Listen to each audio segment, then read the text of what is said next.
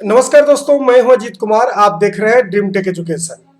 आज के क्लास में चूंकि बहुत सारे स्कूल में प्री बोर्ड चल रहा है, इसलिए बहुत सारे हमारे जो सब्सक्राइबर हैं उन्होंने कमेंट किया है कि सर प्री बोर्ड के लिहाज से जो भी चीजें मैप में पूछी जा सकती है वो आप एक इसका छोटा सा वीडियो बना करके डाल दें।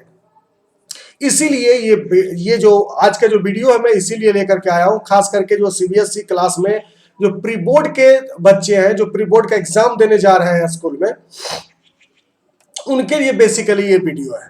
तो चलिए शुरू करते हैं आज का ये क्लास, और हम लोग देखते हैं कि आने वाले समय में जो प्री बोर्ड का एग्जाम है उसमें से कौन कौन से ऐसे चीज है जो ज्यादा इंपॉर्टेंट है, जो पूछे जा सकते हैं। अगर आप ये पूरा वीडियो अच्छे से देख लेते हैं तो मैं उम्मीद करता हूं कि 90 से 95% तक आशा है कि आपके टोटल क्वेश्चंस बन जाएंगे, यानी कि 3 नंबर इस वीडियो को देखने के बाद आपको आने वाला है। तो चलिए शुरू करते हैं।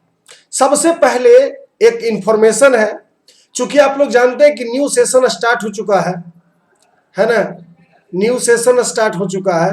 इसके लिए मैं अपने ऑफलाइन बैचेज में घर पर ही, मैं जहां रहता हूं वहां पे कुछ बच्चे को प्रत्येक साल एजुकेशन देता हूं। तो नया बैच स्टार्ट हो रहा है क्लास 9th और 10th के लिए 1 अप्रैल 2022 से, है ना। और इसमें एक चीज है कि जो गर्ल्स होगी, है ना, जो गर्ल्स है उसके लिए 50% तक का डिस्काउंट रहेगा उसको ट्यूशन फी में, है ना। जो ट्यूशन फी है उसमें 50% तक का उसको मिलेगा क्या, छूट ट्यूशन फी में। ठीक, अब इसके बारे में अगर ज्यादा जानकारी आपको लेना है तो आप डिस्क्रिप्शन में जाइए, जिस डिस्क्रिप्शन में मेरा मोबाइल नंबर दिया हुआ है, आप उस पर फोन करके बाकी के इंफॉर्मेशन को समझ सकते हैं।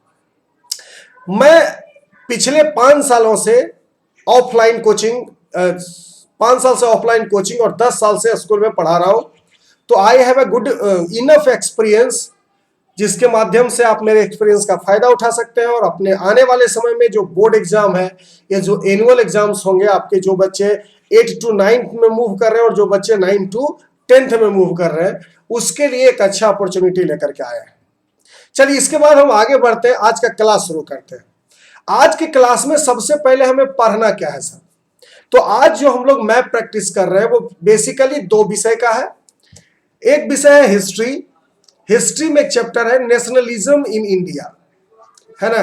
नेशनलिज्म इन इंडिया को हम लोग बेसिक यहां पे लेकर के चलेंगे, नेशनलिज्म इन इंडिया। ठीक, दूसरा है ज्योग्राफी। ज्योग्राफी में 3 चैप्टर है, मिनरल एंड एनर्जी रिसोर्सेस, उसके बाद है life line of national economy, है ना, life line of national economy, और तीसरा जो होगा वो मैन्युफैक्चरिंग इंडस्ट्रीज का होगा। तो आज के वीडियो में हम लोग बेसिकली यही समझने का कोशिश करेंगे कि मैप में किस चैप्टर से क्या क्या पूछा जा सकता है। ठीक, चलिए सबसे पहले स्टार्ट करते हैं ज्योग्राफी में। ज्योग्राफी में देखिए, हिस्ट्री में, तो हिस्ट्री में आपको एक चैप्टर पढ़ना है जिसका नाम है nationalism in India. Nationalism in India में अगर कांग्रेस सेशन की बात होगी तो कांग्रेस 3 सेशन पूछे जा सकते हैं। पहला कलकत्ता सेशन, दूसरा नागपुर सेशन और तीसरा मद्रास सेशन। तो मैप पे आपको कहा जा सकता है कि सितंबर 1920 में जो कलकत्ता में कांग्रेस का सेशन हुआ उसको मार्क कीजिए, या फिर पूछा जा सकता है ईस्वी दिया रहेगा, आपको जगह मार्किंग करने होंगे। ठीक, तो कांग्रेस के 3 सेशन कलकत्ता, नागपुर और मद्रास। बाकी जो इंडियन फ्रीडम मूवमेंट की अगर हम बात करते हैं तो इसमें से इंपॉर्टेंट सेंटर्स है जिसके बारे में हम लोग बात करेंगे। सबसे पहले चंपारण, है ना। चंपारण में क्या हुआ था, तो 1916 में गांधी जी चंपारण मूवमेंट किए थे। उसके बाद खेड़ा में क्या हुआ था, 1917 में गांधी जी मूवमेंट किए थे। उसके बाद अहमदाबाद 1918, उसके बाद पंजाब का जलियांवाला इंसिडेंट तो 1919, है ना। इस तरीके से हम लोग एक एक करके समझेंगे कि क्या क्या इंपॉर्टेंट सेंटर रहा है। इसके बाद हम लोग चलते हैं मैप पे काम करेंगे। सबसे पहले ये देखिए हमारा इंडिया का मैप है। सबसे पहले क्या देखना है हमें, कलकत्ता ने कांग्रेस सेशन सितंबर 1920। देखिए कोलकाता को दिखाने के लिए सबसे आसान उपाय है कि आप बे ऑफ बंगाल के ऊपर यहां पे ऐसे मार्क करें, है ना, यहां पे इस तरीके से इसे मार्क बनाइए, यही है आपका कोलकाता। ठीक, यह है कोलकाता, कोलकाता है, या इसी को कलकत्ता भी आप कह सकते हैं। ठीक, दूसरा क्या है, दूसरा अपना है नागपुर 1920। तो देखो अगर नागपुर की बात करते हैं तो नागपुर कहाँ है, महाराष्ट्र में है। तो नागपुर के लिए यहाँ पे देखो एक बिंदी दिया गया है, ये पहले से ही है ना, तो यही है आपका नागपुर, ये है नागपुर। ये कब हुआ है, ये हुआ है 1920 में, ये भी हुआ है 1920 में। तीसरा जो मेरा है वो क्या है जी, मद्रास 1927। देखो मद्रास कहा जाता है चेन्नई को उस समय, और चेन्नई कहाँ पे है, तो चेन्नई अगर आपको देखना है तो आप यहाँ पे इस एरिया में कहीं पे भी मार्क बना दीजिए और इसको लिख दीजिए चेन्नई। ठीक, ये कब है, 1927 में। तो ये तीन बेसिकली कांग्रेस के सेशन है जिसे कि आप इस तरीके से मार्क कर सकते हैं। मैं आप लोगों से रिक्वेस्ट करता हूं कि आप क्या करें, एक मैप ले लें और प्रैक्टिस कर लें हमारे साथ साथ। Kolkata session Congress session 1920, Nagpur Congress session 1920, Madras Congress session जिसको अभी चेन्नई कहा जाता है ना, या इसी को पहले उस समय के क्षेत्र में इसको मद्रास कहा जाता था, तो आप इसको मद्रास भी लिख सकते हैं, है ना। मद्रास कब, 1927। ये तीन हो गया। अब हम बात करते हैं किसकी, तो थोड़ा सा इंक का कलर चेंज कर लेते हैं, उसके बाद आगे बात करते हैं।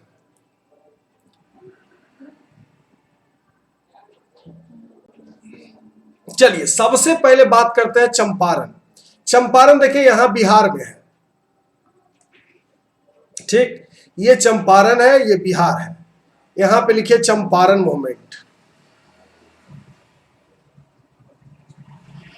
ठीक, ये है चंपारण। दूसरा क्या है, खेड़ा। खेड़ा गुजरात में है। और तीसरा है अहमदाबाद। अहमदाबाद भी गुजरात में है, अहमदाबाद। ठीक, इसके बाद एक क्वेश्चन पूछा जा सकता है जलियांवाला बाग। देखो जलियांवाला बाग यहां पंजाब में है।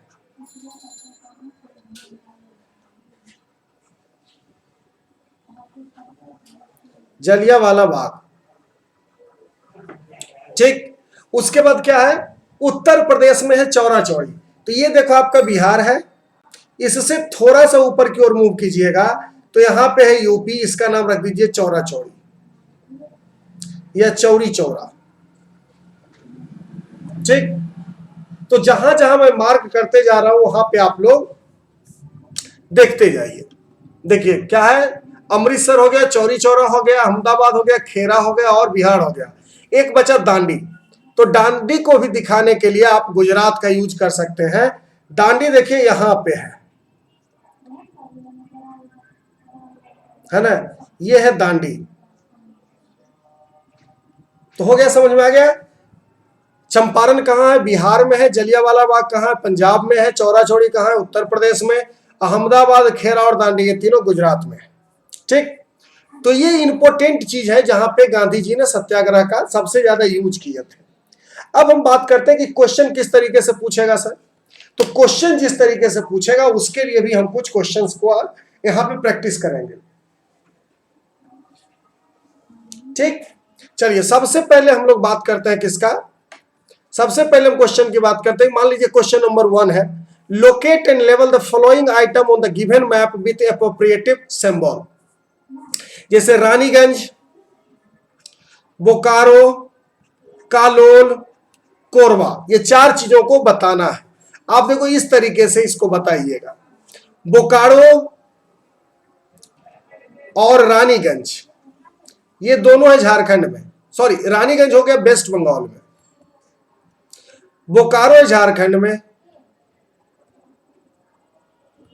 ठीक, अगर हम लोग कालोल की बात करें तो ये आपका हो जाएगा गुजरात। गुजरात, और ये आपका हो जाएगा क्या, तेलंगाना।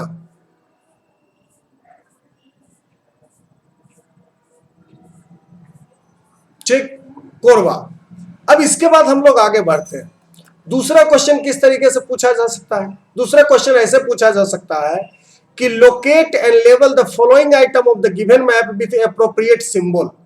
जैसे Narora nuclear power plant, Kalpakkam nuclear power plant, Tarapur nuclear power plant. ये दो सीबीएसई 2016 का क्वेश्चन भी है। तो इसको हम लोग किस तरीके से बनाएंगे ये देखिए।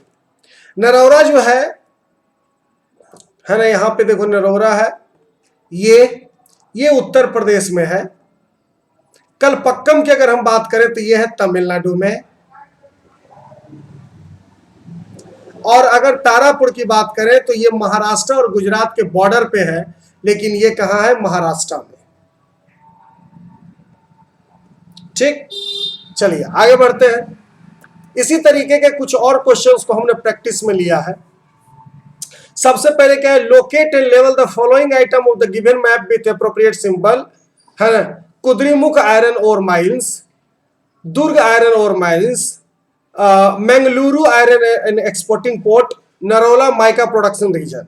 ये देखिए, अब देखो इसमें करना क्या है। कर्नाटक में है आपका कुंद्रमुख और मंगलोर। नरोरा की अगर हम बात करें तो देखो यहां पे ये है, ये दोनों कोस्टल एरियाज को पकड़ के चलना है, और दुर्ग को यहां पे रिप्रेजेंटेड किया गया। तो इस तरीके से अगर आप समझें तो प्रत्येक मैप को करना बहुत ही इजी है। बस थोड़ा सा आपको धैर्यपूर्वक देखना है और थोड़े से इसको रिवाइज करना है कि कहां पे क्या चीजें हैं। ठीक, जैसे Karpaka nuclear power plant, Visakhapatnam iron and exporting port, Belagavi silk industries, और Bhilai iron and steel industries. कहां कहां पे है सर? तो ये देखिए अपने मैप में है, Bhilai iron and steel industries, Visakhapatnam, Karakoram, और क्या है, बेलगावी सिल्क इंडस्ट्रीज। ठीक, यहां पे इस तरीके से भी लिख सकते हैं, या यहां पे थोड़ा सा ज्यादा बड़ा यूज करें और इस तरीके के क्रॉस पॉइंट का यूज करें आप मैप में, क्योंकि मैप में आप जितने अच्छे से रिप्रेजेंटेट करेंगे, एग्जामिनर जो इवेल्यूटर होगा वो आपको उतने अच्छे से मार्किंग करके नंबर देगा। ठीक, चलिए अब आगे बढ़ते हैं। अब यहां पे हमको पढ़ना है life line of national economy का कुछ पॉइंट, जिसको कि आप यहां पे ऐसे समझ सकते हैं। देखिए ये आपका है अमृतसर, देखते जाइएगा एक एक करके। ये है अमृतसर, ये है दिल्ली, ये है मुंबई, ये है चेन्नई, और यहां पे है कोलकाता। इतना से लगभग आप 8 एनएच को सीख लीजिएगा। देखिए NH1 की अगर हम बात करते हैं तो अमृतसर से दिल्ली, दिल्ली से कोलकाता, ये आपका है NH1, ये है NH2, फिर यहां से ये NH3, यहां से आइए यहां पे आइए NH4, NH4 यहां से यहां जब आइएगा तो इसको कहेंगे NH5, और इसको यहां से मिला दीजिए, ये हो गया NH6। अब समझ लीजिए NH1 अमृतसर से दिल्ली, दिल्ली से कोलकाता NH2, दिल्ली से मुंबई NH3, मुंबई से चेन्नई NH4, चेन्नई से कोलकाता NH5, और कोलकाता से मुंबई NH6। यहां पे एक जगह है जिसका नाम है बनारस, वाराणसी। ठीक, यहां से आप निकलिए ऐसे करके यहां पे आ जाइए, या देखो तब क्या नाम है इसका, तो इसका नाम है कन्याकुमारी। तो विशाखापत्तनम से आप चलिए, सॉरी वाराणसी से चलिए और कन्याकुमारी तक पहुंचे, ये आपका है NH7, जिसको कि अभी के समय में हम लोग कह सकते हैं लॉन्गेस्ट नेशनल हाईवे, है ना, लॉन्गेस्ट नेशनल हाईवे। ठीक, अब बात करते हैं, यहां पे देखिए एक शहर है जिसका नाम है जयपुर, है ना, पिंक सिटी। तो दिल्ली से जयपुर और जयपुर से मुंबई, इसको कहते हैं NH8। और यहाँ पे केरला में एक छोटा सा NH है यहाँ पे, जिसका नाम है NH47A, NH47 1947 है ना। ये हो गया आपका सबसे छोटा NH, ये हो गया आपका सबसे बड़ा NH, और ये 8 NH और साथ है। यहां पे थोड़ा सा और समझ लो, NH1 और NH2 की अगर हम बात करें तो इसको हम लोग कहते हैं GT रोड, है ना। इसको क्या कहते हैं? GT road. इसी को ग्रैंड ट्रक रोड कहा जाता है, या आजकल इसको क्या कहा जाता है? शेरशाह सूरी मार्ग। तो ये मुख्यतः इतने तरीके से आप लोग को क्वेश्चन पूछा जा सकता है मैप में, क्योंकि प्री बोर्ड है और चूंकि आप लोग जानते हैं कि 40 मार्क्स का है, तो ज्यादा आपको घुमाया नहीं जाएगा मैप में। आसान सा कोई 2 या 3 मैप क्वेश्चंस आपको पूछे जाएंगे, जिसका कि बेटे या तो 1 मार्क्स हो सकता है या 1.5 मार्क्स हो सकता है। ठीक, अब इसी तरीके के वीडियो के लिए आप हमारे चैनल को विजिट करते रहें। मैं हूं अजीत कुमार, साइन ऑफ। इसी तरीके से आपका प्रिपरेशन करवाने में मैं आपका मदद करता रहूंगा। बाकी आप लोग जानते हैं, अगर ये वीडियो अच्छा लगे तो लाइक करें, अपने दोस्तों के पास शेयर करें, और जो मेरे इस वीडियो को पहली बार देख रहे हैं वो हमारे चैनल को सब्सक्राइब करें। मैं हूं अजीत कुमार, साइन ऑफ।